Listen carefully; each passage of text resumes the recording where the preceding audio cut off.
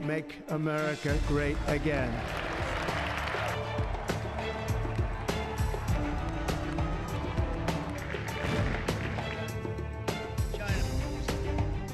Effective at midnight, we will impose a 25% tariff on all foreign-made automobiles. South Koreans came early, they came with their A game, and we will see if they follow through on that.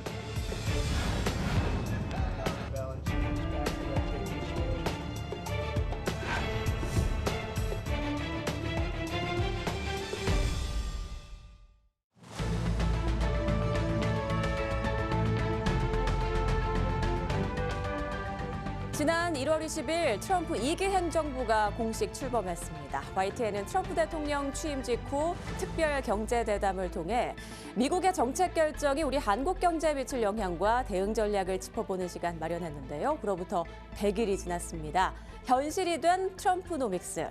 YTN은 이곳 YTN 서울타워 남산 스튜디오에서 2회에 걸친 특별 대담을 준비했습니다. 먼저 오늘은 경제 분야고요. 5월 4일은 외교 안보 분야를 집중적으로 분석해 보겠습니다. 자, 오늘 깊이 있는 대화 나눠주실 전문가 3분 소개해드리겠습니다. 먼저 허재환 유진투자증권 상무 나오셨습니다. 안녕하세요. 네, 안녕하십니까. 네. 그리고 주원 현대경제연구원 경제연구실장 나오셨습니다. 안녕하십니까? 네, 안녕하십니까.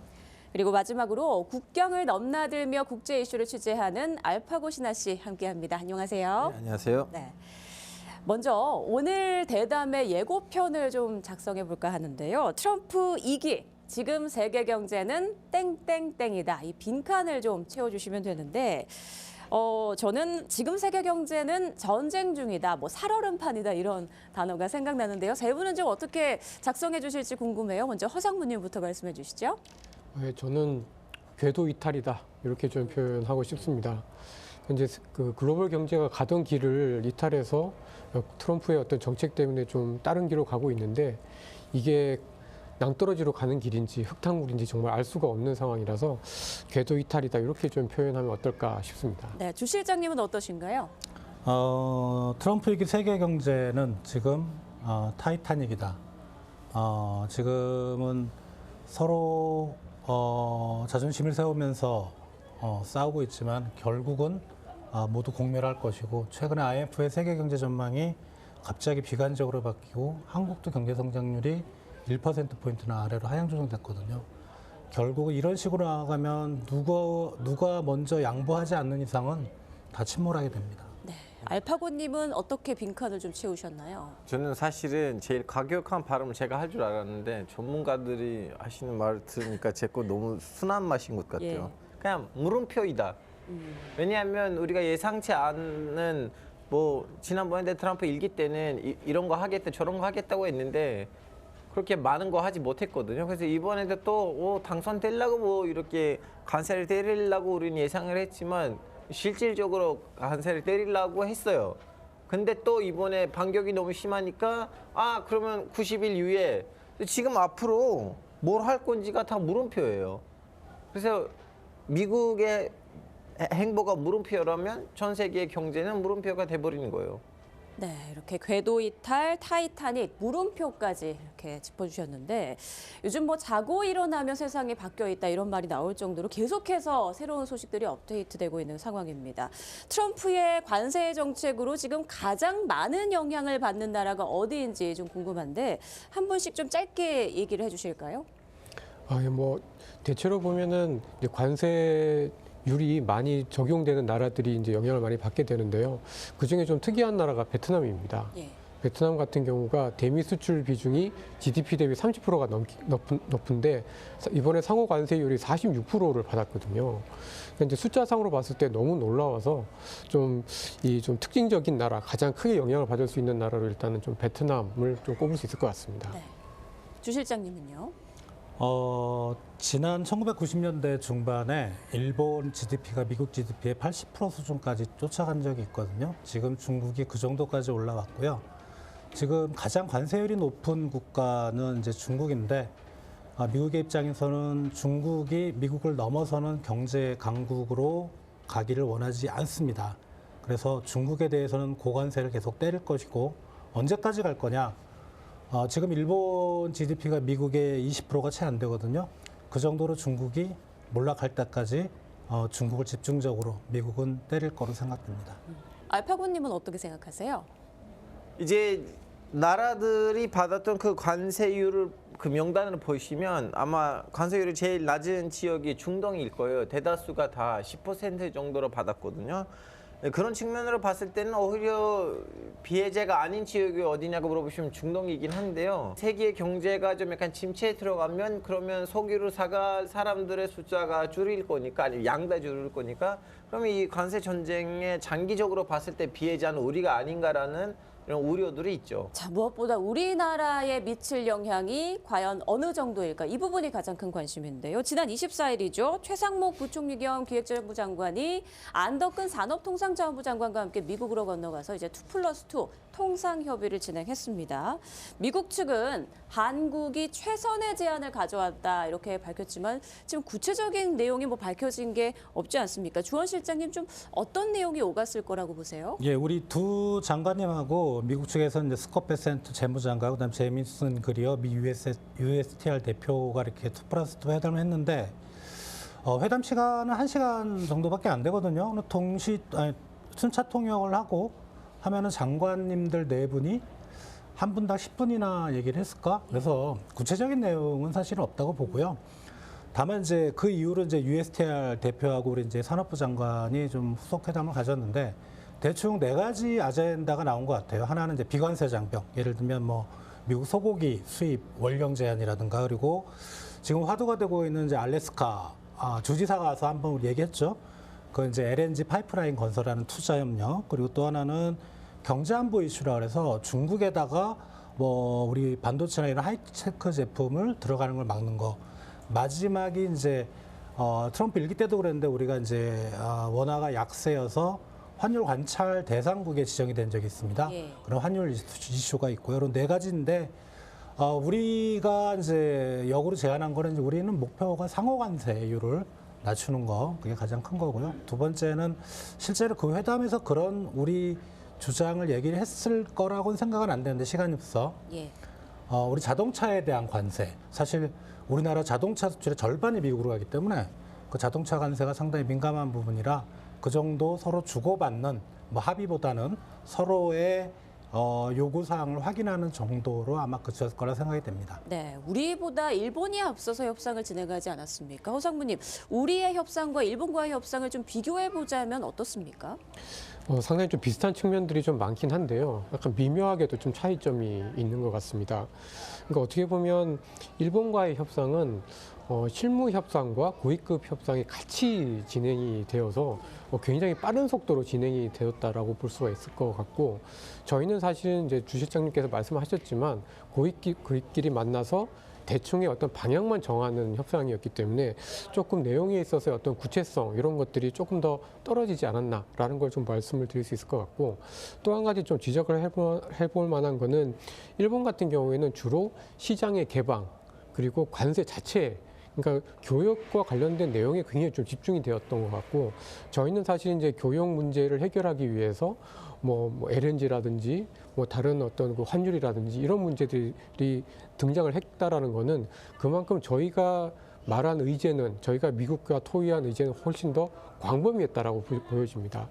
이게 어떤 차이점이 있냐면 저희가 조금 더 무역과 관련해서 일본보다는 조금 더 많은 양보를 좀 했었지 않았나, 이런 것들을 좀 저희가 추측해 볼 수 있을 것 같습니다. 네, 물음표인 것들이 많지만 미국 측이 우리에게 원하는 분야는 좀 확실한 것 같습니다. LNG 프로젝트 그리고 조선 분야 협력이지 않을까 싶은데요. 이 부분에 대해서도 조율이 좀 이루어진 것 같더라고요. 예, 사실 이거는 저희가 이제 협상하기 전부터 이야기가 나왔던 거고, 예. 또 저희 입장에서 봤을 때는 충분히 할 수 있는 상황이기 때문에 좀 협상이 빨리 좀 진행이 되었다, 이렇게 좀 볼 수 있을 것 같아요.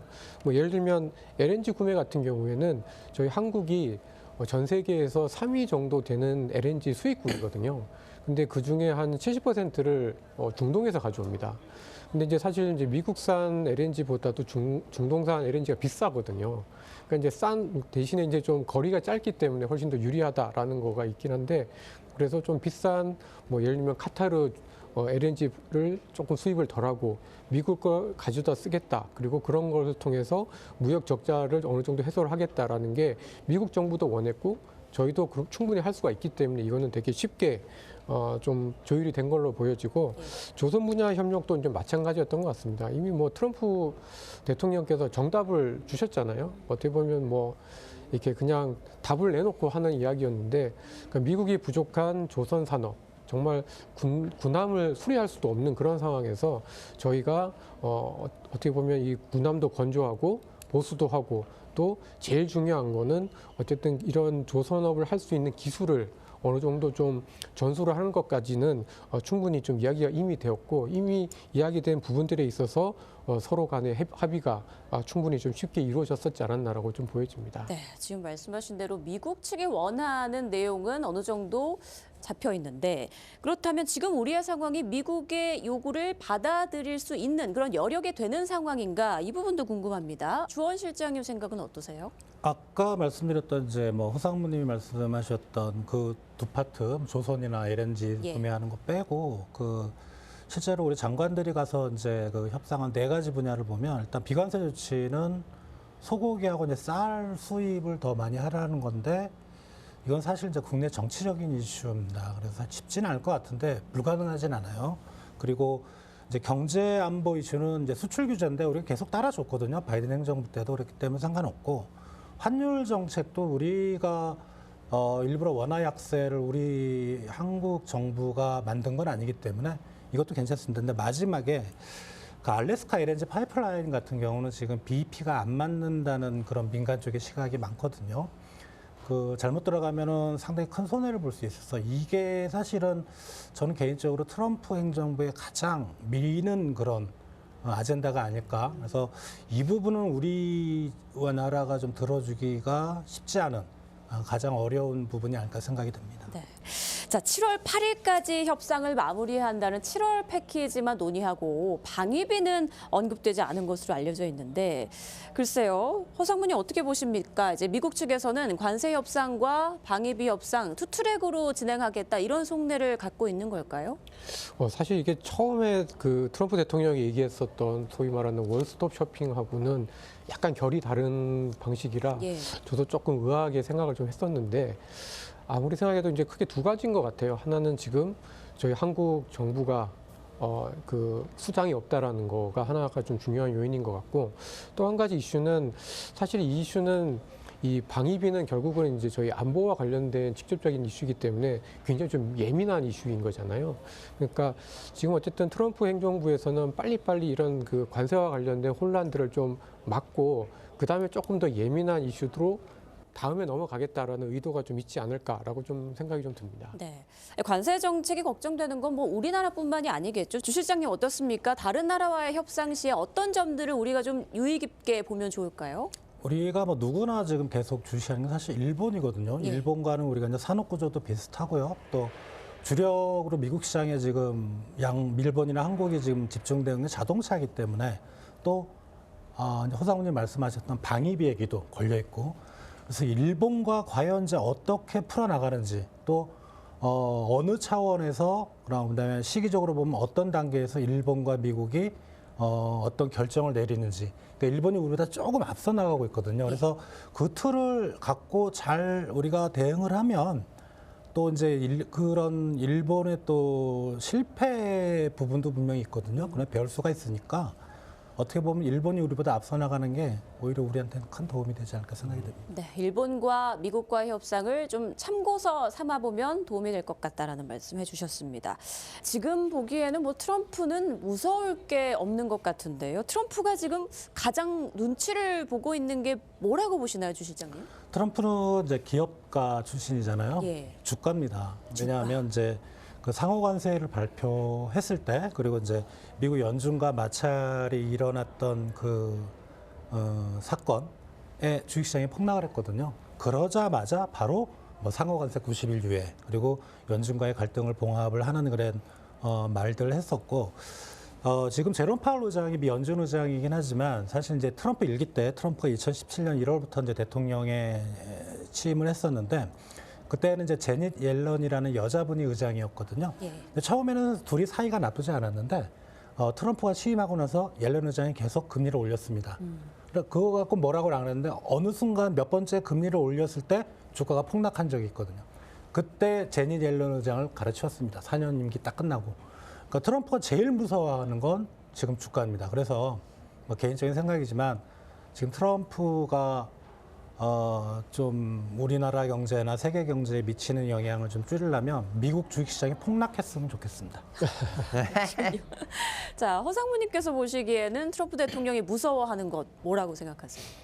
이제 주 실장님 의견에 조금 더 이제 제가 첨언을 하면 그 피터 나바로 교수가 뭐라고 했냐면 미국 주식의 80%를 상위 12%가 갖고 있다. 소득 상위 15%가 갖고 있다라고 얘기를 했거든요. 근데 그러면서 주가가 떨어지는 거에 대해서 별로 신경을 안 쓸 것 같이 얘기를 했는데 사실 이제 미국의 주식의 절반 이상을 53%를 베이비 부머 세대들이 갖고 있습니다. 그러니까 이제 주가가 많이 떨어지면 미국에서 65세 이상의 이제 고령층의 인구들이 갖고 있는 은퇴 자산이 망가지게 되고 예. 그러면 미국 경제가 굉장히 흔들릴 수밖에 없거든요. 그래서 말씀하신 주 실장님 말씀대로 주가 또 굉장히 좀 영향을 좀 주는 것 같고 또 개인적으로 트럼프 개인적으로는 금리가 아닐까라는 생각이 좀 듭니다. 제가 이렇게 찾아보니까 트럼프 자산의 80%가 채권으로 이루어져 있습니다. 이제 채권이 이제 물론 국채도 있는데 국채보다는 뭐 지방채, 그다음에 이제 기업들이 갖고 있는 회사채 이런 걸로 되어 있기 때문에 좀 특이했던 것 같아요. 그러니까 저는 부동산 재벌이기 때문에 뭐 집을 많이 갖고 있거나 뭐 건물을 많이 갖고 있을 것 같은데 의외로 트럼프 대통령 자산의 80%는 채권이기 때문에 이 금리가 올라가는 거에 대해서 아마 대단히 불편해하지 않을까 그렇게도 좀 볼 수 있을 것 같습니다. 네, 미중 간의 관세 전쟁이 뭐 치킨 게임 양상으로 계속 번지고 있는 그런 모습인데 미국과 중국 그러니까 시진핑과 트럼프 대 시진핑 누가 결국에 승기를 잡을 거라고 보세요? 이거는 그냥 개인적인 의견입니다. 우리 국제 외교나 그다음에 글로벌 경제를 전공하시는 분들의 다양한 의견이죠. 개인적으로는 시진핑이 이길 것 같습니다. 왜냐하면 가장 큰 이유는 뭐냐면 트럼프는 이제 4년이면 끝나고요. 네. 시진핑 주석은 계속 할 수 있고 또 트럼프는 지지율이 연연하지만 어떻게 보면은 이제 중국이라는 시스템은 경제는 시장주의지만 정치는 어떻게 보면 공산주의 사회주의거든요. 그리고 지금 중국 경제가 어렵다고 하지만 오히려 이럴 때 이제 우리 이제 정치 역학적으로 보면 내부가 혼란하고 그 비난의 화살이 자기한테 쏟아질 거를 바깥으로 돌리는 게 제일 좋은 전략입니다. 즉 중국 국민들이 어렵고 이게 막 불만이 팽배할 때 트럼프 때문이다. 돌려버리면 되거든요. 예. 그래서 저는 시간은 트럼프의 편이 아니다. 시간은 시진핑 주석의 편이다. 이렇게 생각이 됩니다. 그렇군요. 자, 이번에는 상호 관세 그리고 품목별 관세에 대해서 좀 얘기를 나눠보겠습니다. 지금 25%라는 이 수치가 사실 와닿지는 않는데 허상무님 좀 구체적으로 우리가 좀 체감할 수 있게 예를 들어준다면 어떻게 해주실 수 있을까요? 예, 아이폰 가격이 아이폰. 예, 300만 원 되면 예, 그럼 확 누가 와닿죠. 살까 예. 이렇게 좀 쉽게 이해를 하시면 될 것 같고 또 아니면은 제가 이제 월급이 100만 원인데 10,000원짜리 그런 물건을 100개 살 수 있잖아요. 근데 만약에 이제 관세가 25% 높아져서 물건 값이 12,500원이 되면 제 월급으로 최대한 사봐야 이제 80개밖에 못 삽니다. 그러니까 원래 제가 100개 살 수 있었던 구매력이 이제 80개로 줄어드는 거죠. 그러니까 이제 관세 25%라는 게 내가 원래 쓰던 거에 한 20%를 못 사게 된다. 이렇게 이해를 하시면 조금 더 편하지 않을까 싶습니다. 네, 20%라는 게 사실 결코 작은 수치가 아니란 말이죠. 자, 그런데 오늘 자동차 관세 완화 조치가 이제 발표가 됐습니다. 취임 100일 맞이 서프라이즈 선물 같기도 한데 트럼프 대통령이 대선 유세를 방불케 하는 대규모 집회를 미시간에서 열었습니다. We're here tonight in the heartland of our nation to celebrate the most successful first 100 days of any administration in the history of our country. 미시간으로 향하는 전용기 안에서는 자동차 관세를 완화하는 내용의 포고문에 서명했습니다. 이에 따라 전체 차값의 2~3% 수준의 세금을 기업이 덜 내게 됩니다. During this little, if they can't get parts, it has to do with a very small percentage. If they can't get parts, we didn't want to penalize them. 주 실장님 구체적으로 좀 어떤 내용인가요? 우선은 첫 번째는 이제 거기서 완성차 25% 하고 그다음에 철강 알루미늄의 25% 중복해서 받지는 않겠다. 그리고 자동차 부품에 대해서는 좀 몇 % 환급해주겠다. 이런 얘기를 했었고요. 이제 그렇다면 우리 자동차 기업들에 대해서는 상당히 좀 긍정적인 영향을 미칠 걸로 생각이 됩니다. 네, 허상무님 앞으로도 지금 내놓은 경제 정책들이 이렇게 좀 일부 후퇴할 가능성이 있을까요? 예, 저는 충분히 있다라고 생각을 하고 있습니다. 예. 이게 뭐 완전히 다시 되돌리는 그러니까 트럼프 이전으로 가기는 쉽지는 않겠습니다만은 결국 지금 트럼프 대통령이 약간씩 후퇴하는 모습을 보이고 있는 품목들을 보면은 미국의 중산층에서 느끼기에 생필품이라고 생각하는 품목들에 대해서 약간씩 지금 물러서고 있는 모습들을 보여주고 있거든요. 그러니까 이제 자동차도 마찬가지고 그리고 최근 들어서 뭐 아이폰과 같은 핸드폰도 같은 맥락이었다라고 보시면 아마도 그 예를 들면 이제 뭐 아이들이 많이 만지고 노는 뭐 장난감이라든지 그다음에 뭐 가구라든지 뭐 일부 이제 전자제품이라든지 이런 것들 특히 이제 중산층에서 그냥 편하게 쓸 수 있는 생필품과 같은 이런 품목들에 대해서는 관세율을 계속해서 25% 이상 이렇게 높이기가 상당히 좀 부담이 있을 거다. 이게 지속이 되면 트럼프가 원래 자기의 텃밭이었던 뭐 러스트 벨트라든지 뭐 이런 데서 분명히 좀 역공을 받을 거기 때문에 이 부분에 있어서는 한 발 물러설 가능성이 좀 있지 않을까라고 예상을 좀 해볼 수 있을 것 같습니다. 네, 앞서 주 실장님께서 조선업 언급해 주셨는데 허상무님 트럼프 대통령의 그 조선업 재건 명령으로 이제 분위기가 반전되지 않았습니까? 우리의 돌파구 핵심 키가 될 수 있다고 보세요? 저희는 이게 뭐 저희가 가지고 있는 몇 개 안 되는 굉장히 중요한 카드다라고 좀 생각이 좀 듭니다. 예. 그러니까 이게 저희가 이제 조선업이 사실은 엄밀하게 얘기해서 지금 중국에 사실 양적으로 질적으로는 아니지만 양적으로 약간 밀리고 있던 상태에서 이번에 이제 트럼프 대통령이 이제 그 조선업을 재건시킨다. 그리고 중요한 파트너로서 이제 저희가 이제 어떻게 보면 낙점이 좀 된 건데 어떻게 보면 그래서 조선업 같은 경우에는 이제는 양 분화가 될 것 같아요. 그러니까 중국이 한 촉을 좀 이룰 거고 그다음에 이제 미국과 한국이 또 한 축을 이룰 텐데 아마도 이 두 시장은 완전히 분리가 되어서 뭐 완전히 이제 분리가 되기는 쉽지는 않겠습니다만은 거의 분리가 되어서 아마 경쟁을 하게 될 것 같고 그러면 저희는 그동안에 이제 중국에 좀 밀렸던 부분들까지도 훨씬 더 이제 극복을 하게 되면서 조금 더 오랫동안 좀 호황을 누릴 가능성이 좀 있지 않을까 이렇게 좀 기대가 좀 됩니다. 네, 이 조선업 같은 우리의 협상 카드를 어떤 속도로 어떤 전략으로 이제 키 삼아서 대응을 해갈 것인가 이 부분도 궁금한데 조 실장님 앞으로 우리가 어떤 전략을 좀 취해야 승산이 있다고 보세요? 사실은 이제 목마른 사람이 우물을 먼저 판다고 지금 목마른 건 조선 쪽에서는 트럼프거든요.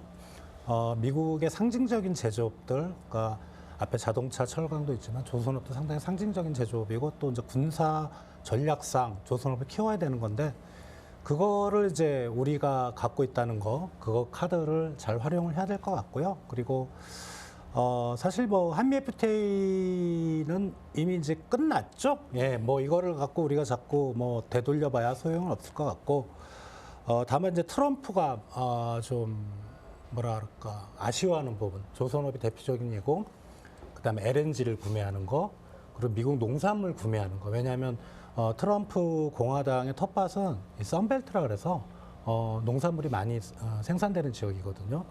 그런 게 있고 그다음에 또 에너지 알래스카에 대한 또 우리 파이프라인 투자. 그러니까 트럼프 입장에서 한번 생각을 해보면 실제로 교역이 되고 알래스카 투자를 해서 거기서 LNG가 우리나라로 수출하는 게 과연 트럼프 임기 중에 가능할 거냐? 아니거든요. 트럼프가 원하는 그겁니다. 한국의 정부, 한국의 기업이 이런 투자와 그다음에 이런 미국산 제품을 사주기로 했다라는 백악관 보도자료 한 페이지짜리가 필요한 거거든요. 그러니까 트럼프는 전형적인 정치인입니다. 그거를 우리가 잘 이용한다면 트럼프하고 친하게 지내면서 우리가 충분히 손해를 좀 막고 우리 이익을 최대로 만들 수 있지 않을까 생각이 됩니다. 우리는 좀 약간 아직도 지금 제대로 된 그 수장도 없잖아요. 관행태행이 있는 시스템이다 보니까 방금 전에 우리 이제 전문가분들 말씀하셨던 것처럼 일본이 뭐 하는지를 좀 보고 미국이 어떤 유턴들을 하는지를 보고 거기에 맞게끔 좀 약간 지켜보고 움직이는 거는 제일 맞을 것 같아요. 자, 이번에는 기업들의 얘기로 좀 넘어가 보겠습니다. 트럼프 대통령이 몇 시간 전 취임 100일을 기념하면서 대미 투자를 홍보했죠. 거액을 한 게 현대차도 이제 초청을 받았는데 물론 뭐 현대차처럼 미국 투자를 약속하고 미국 현지에 공장을 짓는 사례들도 있겠습니다만 모든 기업들이 그럴 수 있는 상황은 아니잖아요. 기업들로서는 좀 어떻게 대응을 해야 할까요? 사실 굉장히 어렵습니다. 예. 저희가 이제 뭐 현대차 같은 그 사례를 보면 어떻게 보면 뭐 미국에 공장을 지어서 상당히 좀 잘 대응을 하고 있는 걸로 좀 보여집니다. 왜냐하면 현대차가 지금 미국에서 생산하고 있는 비중이 전체 생산량의 30%인데 이번에 이제 생산량을 확대를 해서 70%까지 늘리니까 어떻게 보면 현대차 같은 경우에는 뭐 저희가 이제 자동차 관세 때문에 굉장히 걱정을 많이 합니다만은 사실상 현대나 기아차는 아주 이렇게 심각하게 피해를 입을 것 같지는 않습니다. 근데 오히려 이제 문제는 이제 부품 업체들 그리고 이 현대차와 함께 이제 성장을 해 왔었던 이제 중소기업들 이런 기업들이 굉장히 좀 어려운데 이런 기업들은 사실 현지에 공장을 세우기도 굉장히 좀 힘든 상황이고 그래서 사실은 굉장히 좀 어려운 상황인데 교과서적으로 본다라고 하면은 결국은 뭐 다변화해야 되고요. 기업들이 취할 수 있는 최선의 방법은 결국은 이 세계 시장에서 이제 경쟁력을 유지하는 방법밖에 없는 것 같아요. 예를 들면 저희 주식시장에서는 한미반도체라는 기업이 있거든요. 예. 그러니까 이 회사가 뭐 하는 회사냐면 주로 이제 SK 하이닉스에 들어가는 HBM, 그러니까 AI 칩을 만드는 데 들어가는 HBM의 이 장비를 제공하는 회사인데 이 회사가 전 세계 그 점유율이 한 70%, 80% 되다 보니까 이 회사는 미국과 중국이 싸울수록 또는 서로 관세가 높아져서 서로 이렇게 그 보호무역주의가 강화될수록 서로에게 이제 수주가 나오면서 혜택을 입는데 뭐 이런 기업들의 사례를 저희가 모든 기업들한테 다 이렇게 적용할 수는 없습니다만은 결국은 경쟁력을 최대한 끌어올릴 수밖에 없다. 그리고 그러기 위해서는 내수 시장에서 최대한 효율화와 그리고 내수 시장에서 어떤 대형화를 통해서 최대한 효율화를 끌어올리는 방법이 최선일 것 같다. 이렇게 좀 말씀드릴 수 있을 것 같습니다. 네, 트럼프 대통령의 장남 트럼프 주니어가 한국을 찾지 않았습니까? 이 자리에도 이제 대기업 총수들이 이제 나가서 릴레이 만남을 뭐 가졌다 이런 얘기들이 들리는데 이런 우회적인 만남이 기업들의 이렇게 활로를 찾는데 어느 정도 좀 도움을 받을 수 있을지 주 실장님 생각은 어떠세요? 트럼프 장남이 미국 부통령을 초청을 했다고 그래요. 그리고 우리 이제 정용진 신세계 회장님이 초청을 해서 또 두 분이 또 막역한 사이라고 하는데 그래서 29일 날 와서 이제 30날 서울에서 이제 뭐 대기업 몇 개, 그다음에 중견기업 몇 개 이렇게 만나는 것 같은데 일반적으로 이제 우리 그 기업들이 얘기를 좀 청취를 하겠다고 하는데 개인적으로는 그게 정말 우리 도움은 될까? 예, 물론 뭐 서로 이제 분위기가 좋고 이게 그 트럼프 당선인 신분일 때 거기에 우리 정용진 회장이 초청을 받아서 장남하고도 얘기하고 또 트럼프 당선인하고도 꽤 오랫동안 얘기를 했대요. 그래서 물론 플러스긴 하지만 미국이라는 나라는 쉽지 않은 나라일 겁니다. 그래서 물론 우리한테 플러스가 되긴 하겠지만 그렇게 개인적으로는 그렇게까지 큰 도움은 안 될 것이다. 그렇습니다. 호상무님 생각도 들어보죠. 만나서 이제 저희의 어려움들을 얘기를 하게 되면 뭐 직간접적으로 통해서 전해 들으면서 소통의 창구가 생길 수 있다라는 거는 뭐 긍정적이긴 하지만 이게 사실은 지금처럼 이제 보호무역주의와 같은 관세와 같은 이런 장벽을 뛰어넘는데 얼마나 도움이 될지는 사실 좀 의구심이 좀 큰 상황입니다. 다만 이제 그만큼 세계 경제가 어렵다라는 거 이런 어떤 목소리들을 어쨌든 계속해서 내서 어쨌든 정책의 방향이나 이런 강도를 좀 늦출 수는 있을 정도 그 정도가 저희가 좀 기대할 수 있는 최선이 아닌가 이렇게 좀 보여집니다. 네, 우리 기업들로서는 어찌됐건 지푸라기라도 잡는 심경으로 그렇게 이제 또 트럼프 주니어를 만나러 나갔을 텐데 어찌됐건 소통의 창구가 좀 마련이 됐으면 하는 바람입니다. 이번에는 우리 국민의 일상과 조금 더 직접적인 증시와 환율에 대한 얘기를 좀 해볼게요. 치솟던 원달러 환율 흐름이 다소 누그러지긴 했습니다만 여전히 1,400원대로 높고요. 원화는 계속 약해지고 있는 상황입니다. 알파고님께서 저 제일 큰 피해자예요. 피부로 좀 와닿는 느끼는 저 매달 부분들 해외 나가거든요. 매달 저 해외 나가요. 그 여러 나라에 가서 취재하고 영상 찍고 오는데요.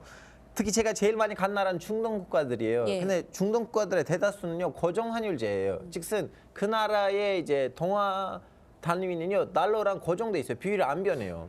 그래서 예전에는 달러가 한 1,200원이었을 때는 그쪽 나라들의 이제 물가는 거의 한국이랑 비슷하거나 아니면 조금 더 저렴한 수준이었는데 지금 1,400 넘었잖아요. 1,400원 넘었는데 예. 저는 그런 나라들 가면 밥 먹기 전에는 고민해요.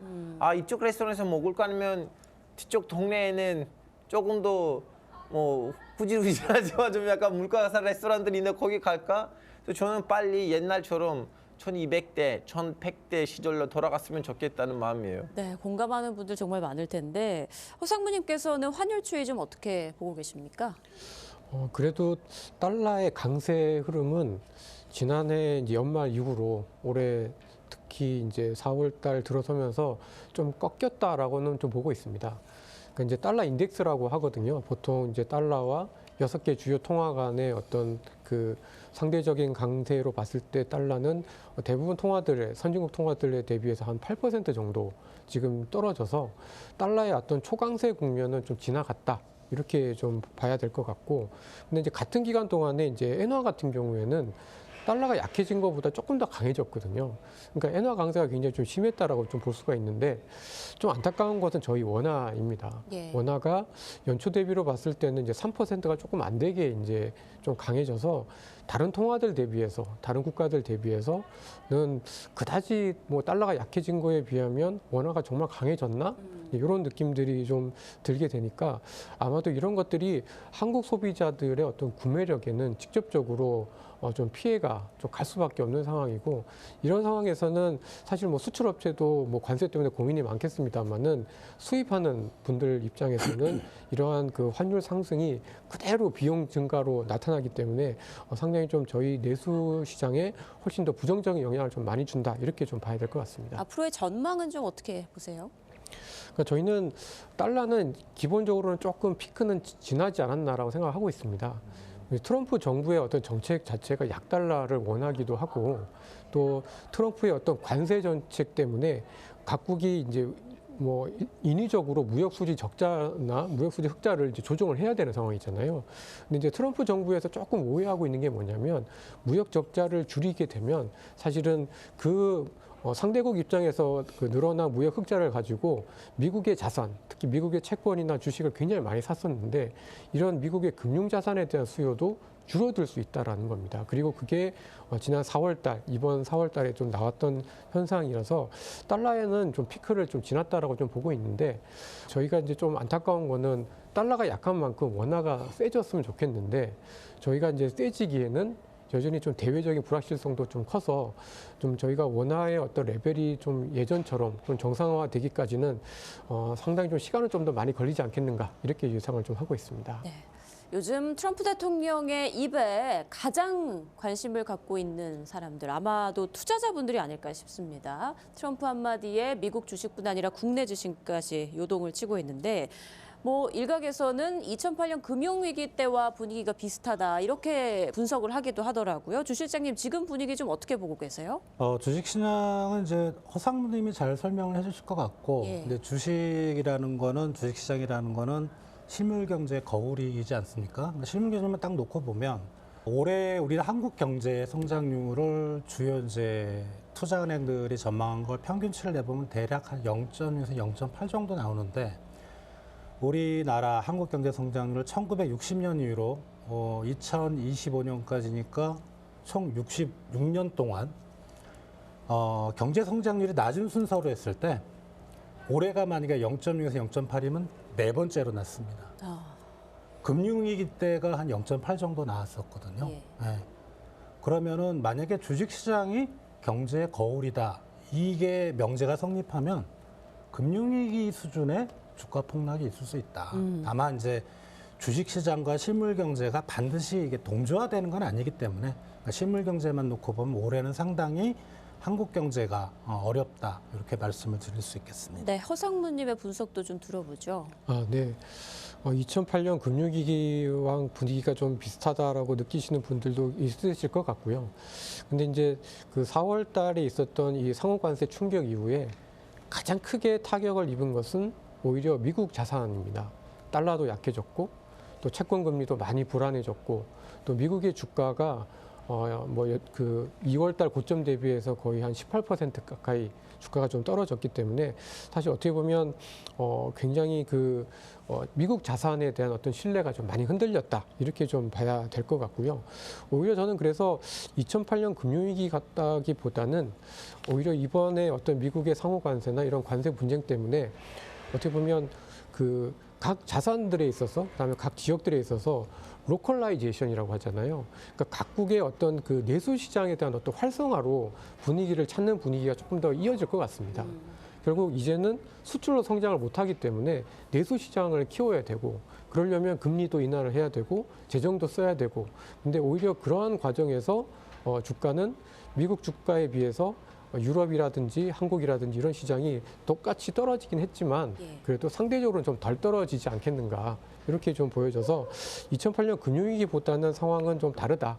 그때는 금융위기였고 지금은 관세위기, 실물경제 위기이기 때문에 그때와는 좀 다르지 않겠는가 이렇게 좀 예상을 하고 있습니다. 자, 우리가 트럼프의 입도 예의주시해야겠지만 우리에겐 6월 대통령 선거가 또 예정돼 있죠. 트럼프의 관세 전쟁에서 살아남기 위한 새 정부의 첫걸음 무엇부터 해야 할지 세 분께 모두 좀 여쭤보고 싶은데 우리에게 필요한 건 땡땡땡이다. 좀 한 문장으로 요약을 부탁드릴게요. 먼저 알파고님부터 만들어. 우리에게 필요한 거는 지인이다. 지인. 지인. 예, 여기 의미가 두 개 있는데요. 하나는 그냥 일반적으로 지인. 아는 사람. 예, 트럼프가요. 진짜 무시하면 진짜 제대로 무시하고 근데 또 존중하고 받아들이면 제대로 받아들이거든요. 지금 현재 중동에서 위트코프이라는 분이 있는데 트럼프 이제 특사예요. 근데 진짜 위트코프 하는 말은 트럼프가 그대로 인용을 하거든요. 그래서 이렇게 트럼프한테 영향력을 미칠 만한 트럼프의 지인들을 우리는 잘 보섭해야 돼요. 두 번째 이 의미는 뭐냐면 지혜, 인내심. 예, 이것도 필요해요. 예, 지인 찬스와 지혜, 인내심까지. 예. 네, 주 실장님은 어떻게 좀 요약을 하셨습니까? 우리에게 필요한 거는 탄탄한 뿌리. 고등학교 때 배운 거라 지금 기억이 잘 안 나는데 용비어천가에 보면 예. 아마 뿌리 깊은 나무는 바람에 흔들리지 아니하기 때문에 꽃이 좋고 열매가 많다. 그러니까 우리가 사실 트럼프 그다음에 관세 정책에 상당히 신경을 쓰고 있지만 그게 우리가 주도해서 뭘 바꾸고 할 수 있는 부분은 크지 않거든요. 그렇다면 어차피 외풍은 불어오게 돼 있으니까 그 외풍에 한국 경제가 꼿꼿이 서 있으려면은 내수가 강해야 되죠. 그리고 최근에 안타깝지만 정치 사회적으로 많은 갈등이 있었고 그런 사회 통합. 그러니까 어떻게 보면 새 정부가 들어서면서 할 거는 사회 통합과 우리 소비자, 기업들이 탄탄하게 버틸 수 있는 뿌리를 만들어주는 거. 그게 가장 중요하다고 생각합니다. 네, 좋은 말씀이십니다. 허상무님, 우리에게 필요한 건 무엇일까요? 저에게 필요한 거는 기업 입장에서 봤을 때는 결국은 기본으로 돌아가는 것이 아닌가라고 좀 보여집니다. 그러니까 이제 그동안에 이제 한국 기업들이 성장했었던 궤도를 보면 저희도 잘했지만 해외 경제, 세계 경제의 어떤 붐도 있었고 여러 가지 혜택을 좀 많이 받았는데 이제는 그런 치열한 경쟁 하에서 저희가 살아가기 위해서는 결국은 기업 본연의 경쟁력을 확보하는 수밖에 없고 그러기 위해서는 결국은 기본에 충실을 해야 된다 이렇게 좀 생각하고 있습니다. 네. 자, 위기는 준비된 자에게는 기회가 될 수도 있겠죠. 우리에게도 그 기회가 찾아오길 바라보겠습니다. 오늘 도움 말씀 주신 세 분 모두 고맙습니다. 네, 지금 우리는 아주 얕은 계단 하나를 올라왔습니다. 트럼프 2.0 시대 세계 유일의 분단 국가 한국은 외교 안보 분야에서 어떤 대응 전략을 취해야 할까요? 오는 5월 4일 밤 11시 외교 안보 특별 대담에서 깊이 또 고민해 보겠습니다. 시청해 주신 여러분 고맙습니다.